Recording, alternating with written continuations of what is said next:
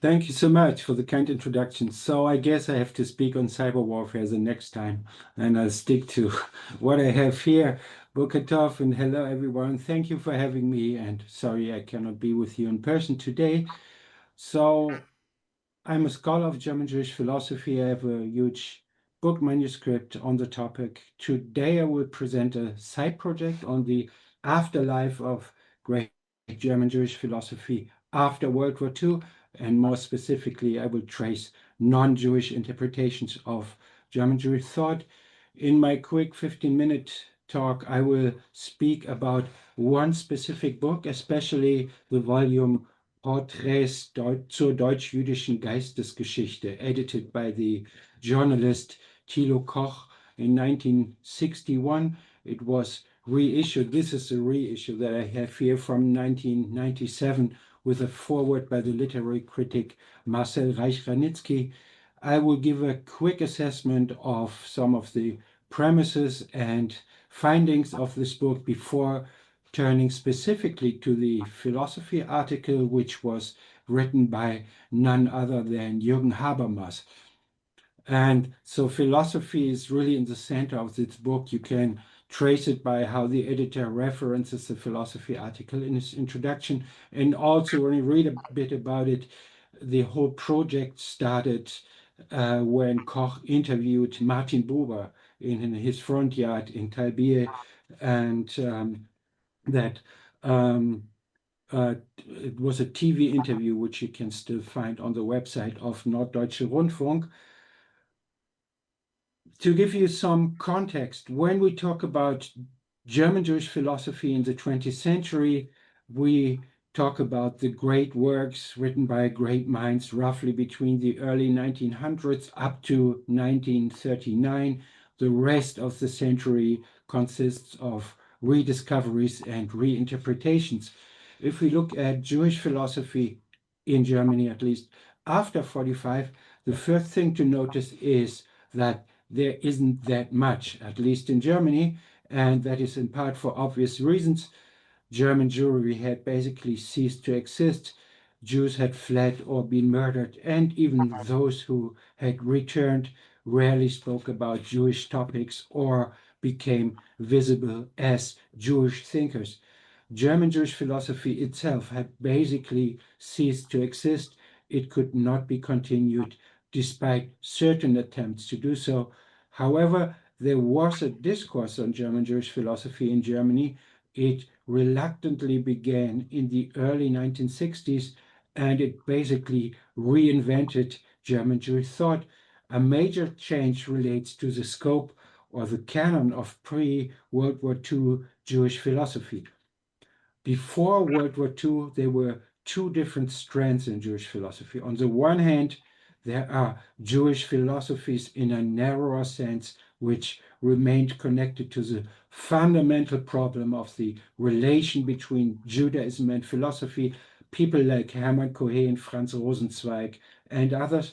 This is what Julius Goodman, the great Julius Goodman, referred to as the philosophy of Judaism. On the other hand, there are the so-called contributions to the European scientific and cultural project of theory, which are notoriously difficult to situate in any meaningful Jewish context. People like Husserl, Georg Simmel, or the Frankfurt School, in other words, the non-Jewish Jew type in all its different forms. This distinction between two strands of German Jewish philosophy was widely presupposed in the 20s, 30s, and still in the early 40s in various places of exile. I spare you a copious list of examples here, but it vanished after World War II. After 45, the Weimar era division between the two strands of German Jewish philosophy collapsed. Jewish philosophers were now an indiscriminate group of thinkers that included Adorno and Hannah Arendt, as well as Martin Buber and Rosenzweig, Karl Löwit, as well as Gershom Scholem. And this view, of course, was especially prevalent among or propagated by non-Jewish Germans writing about German Jews. And this brings me back to the 1961 volume Porträts jüdischer Geistesgeschichte. This influential book, it never sold much, but it was influential over the years. It was all about non-Jewish Germans writing about German Jews. The essays were written by a bunch of more or less well-known German intellectuals, among them Heinrich Böll, Walter Jens, Joachim Kaiser, and Alexander Mitscherlich. And their task was to acknowledge the great debt of Germany to the German Jews. They were all exceedingly embarrassed by the topic, and you can read it on virtually every page that it was a painful task for them to write about this topic. Remarkably, Koch, the editor, was under the impression that he and his fellow authors were exploring an entirely new field of study. Apparently, they had never even thought about reading any Jewish scholarship on the matter. Hence, they projected themselves as the vanguards of reconciliation between Jews and Germans in the field of intellectual history.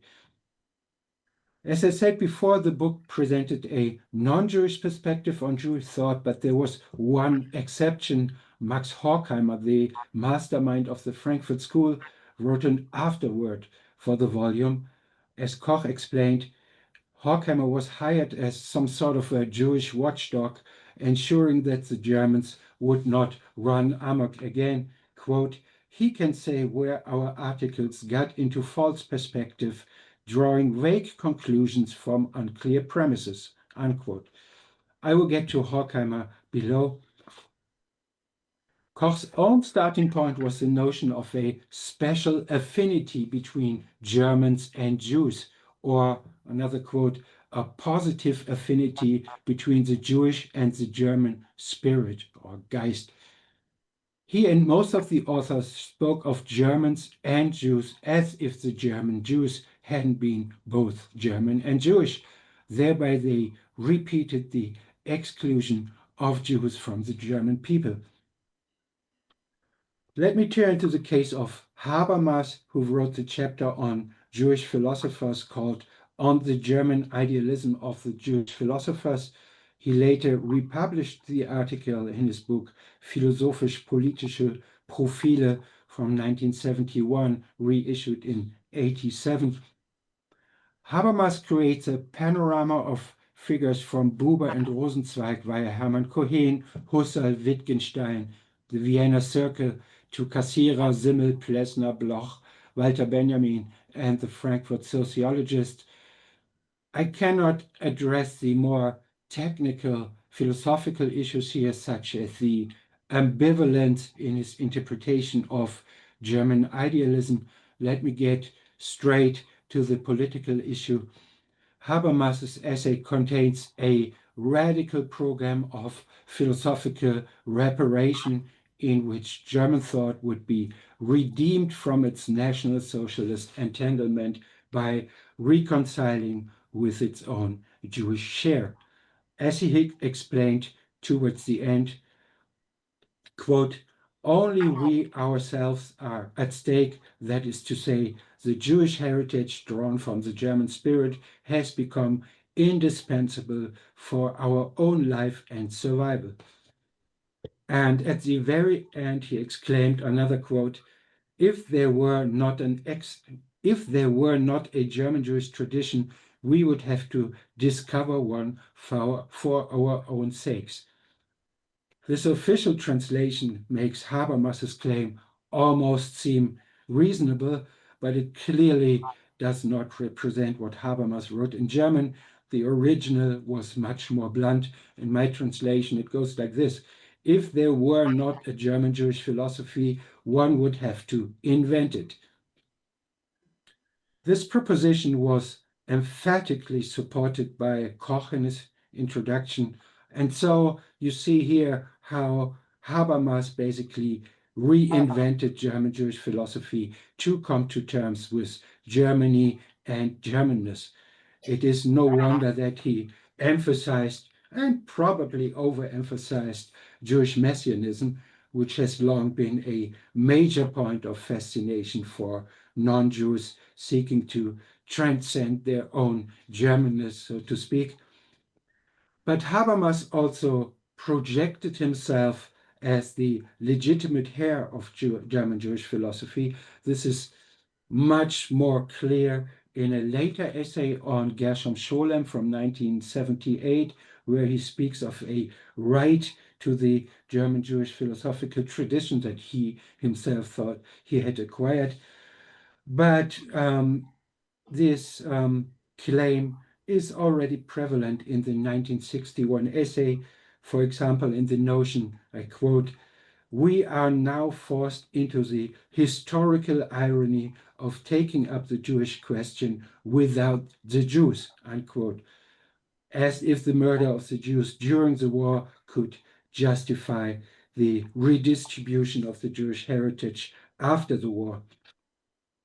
So this is to give you an idea how morally awkward the whole endeavor is here, but maybe we get to that in the discussion. I still would say that these are the good guys, if you know the other side in the German discourse at the time. So there are others who claim that Habermas is an anti-Semite. I don't think so, but of course that's open to discussion. Habermas continued his occupation with German Jewish philosophy in a number of later writings, and his views remained remarkably consistent over the decades up to a 2012 talk where he reiterated all his earlier claims.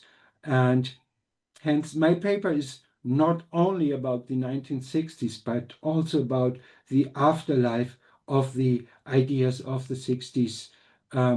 Up to today, you still find many of these ideas in Jewish studies today. So this is why a critical assessment is so necessary. Horkheimer, the mastermind of the Frankfurt School and the only Jewish author in the volume, did not take his task as a Jewish watchdog all too seriously. Rather than correcting the premises and conclusions as he was expected to do, he tacitly adopted them, especially this quite problematic notion of an affinity of Germans and Jews.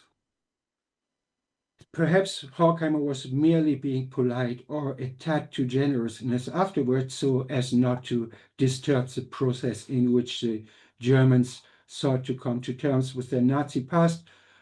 Perhaps also his own problematic stance towards Judaism and Jewishness played a role.